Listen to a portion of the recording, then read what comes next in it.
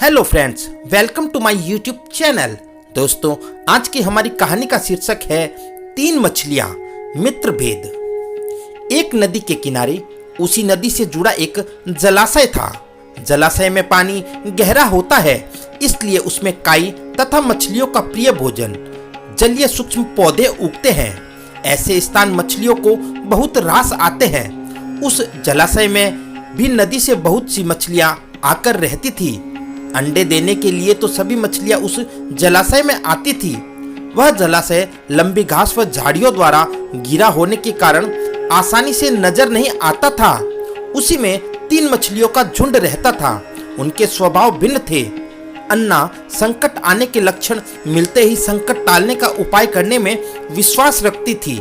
प्रत्यु कहती थी कि संकट आने पर ही उससे बचने का यत्न करो। यद्दी का सोचना था कि संकट को टालने या उससे बचने की बात बेकार है। करने कराने से कुछ नहीं होता। जो किस्मत में लिखा है वह होकर रहेगा। एक दिन शाम को मछुआरे नदी में मछलियां पकड़कर घर जा रहे थे। बहुत कम मछलियां उनके जालों में फंसी थी, अतः उनके चेहरे उदास थे। तभी उन्हें झाड़ियों के ऊपर मछलीखोर पक्षियों का झुंड जाता दिखाई दिया। सबकी चोंच में मछलियां दबी थी। वे चौंके। एक ने अनुमान लगाया, दोस्तों, लगता है झाड़ियों के पीछे नदी से जुड़ा जलाशय है, जहां इतनी सारी मछलियां पल रही है। मछुआरे पुलकित होकर झाड़ियों में से होकर जलाशय के तट पर आ निकले और ललचाई नजर से मछलियों को देखने लगे। एक मछुआरा बोला, आहा, इस जलाशय में तो मछलियां भरी पड़ी है। आज तक हमें इसका पता ही नहीं लगा। यहाँ हमें ढेर सारी मछलियां मिलेगी। दूसरा बोला। तीसरे ने कहा, आज तो शाम गिरने वाली है, कल सुबह ही आकर यहाँ जाल डालेंगे। इस प्रकार मछुआरे दूसरे दिन का कार्यक्रम तय करके चले गए। तीनों मछलियों ने मछुआरे की बात सुन ली थी। अन्ना मछली ने कहा, साथियों, तुमने मछुआरे की बात सुन ली। अब हमारा यहाँ रहना खतरे से खाली नहीं है। खतरे की सूचना हमें मिल गई है। समय रहते अपनी जान बचाने का उपाय करना चाहिए। मैं तो अभी ही इस जलाशय को छोड़कर नहर के रास्ते नदी में जा रही हूँ। उसके बाद मछुआरे सुबह आए, जाल फेंके मेरी बला से, तब तक मैं तो बहुत दूर अटखेलियां कर रही होंगी। प्रत्यु मछली बोली, तुम्हें जाना है तो जाओ, मैं तो नहीं आ रही। अभी खतरा आया कहाँ है जो इतना घबराने की जरूरत है। हो सकता है संकट आए ही नहीं। उन मछुआरों का यहाँ आने का कार्यक्रम रद्द हो सकता है। हो सकता है रात को उनके जाल चूहे कुतर जाए। हो सकता है उनकी बस्ती में आग लग जाए।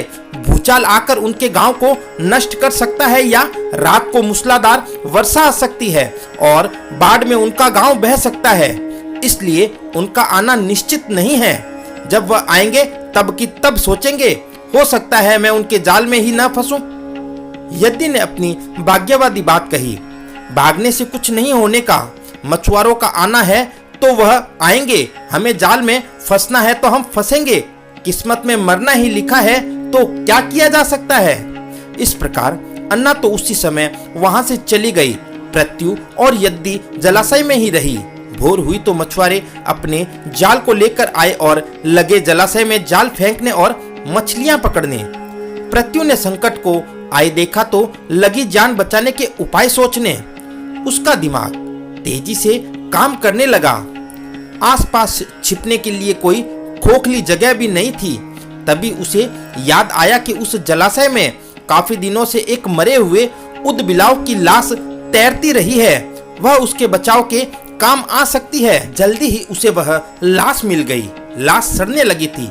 प्रत्यु लाश के पेट में घुस गई और सड़ती लाश की सड़ांध अपने ऊपर लपेटकर बाहर निकली। कुछ ही देर में मछुआरे के जाल में प्रत्यु फंस गई। मछुआरे ने अपना जाल खींचा और मछलियों को किनारे पर जाल से उलट दिया। बाकी मछलियां तो तड़पने लगी, परंतु प्रत्यु दम साध कर मरी हुई मछली की तरह पड़ी रही। मछुआरे को सड़ांध का भपका लगा तो मछलियों को देखने लगा। उसने निश्चल पड़ी प्रत्यु को उठाया और सूंघा। आख, यह तो कई दिनों से मरी मछली है, सड़ चुकी है। ऐसे बड़बड़ाकर बुरा सा मुंह बनाकर उस मछुआरे ने पृथ्वी को जलाशय में फेंक दिया। पृथ्वी अपनी बुद्धि का प्रयोग कर संकट से बच निकलने में सफल हो गई थी। पानी में गिरते ही उसने गोता लगाया और सुरक्षित गहराई में पहुंचकर जान की खैर मनाई। यद्यपि भी दूसरे मछुआरे के जाल में फंस गई थी और एक टोकरे में डाल दी गई थी। भाग्य के भरोसे बैठी रहने वाली यद्दी ने उसी टोकरे में अन्य मछलियों की तरह तड़प तड़प कर प्राण त्याग दिए। आई होप फ्रेंड कहानी अच्छी लगी होगी। यदि कहानी अच्छी लगे तो इसे अपने दोस्तों और रिश्तेदारों के साथ जरूर शेयर करें और मेरे इस YouTube चैनल को सब्सक्राइब करना न भूलें।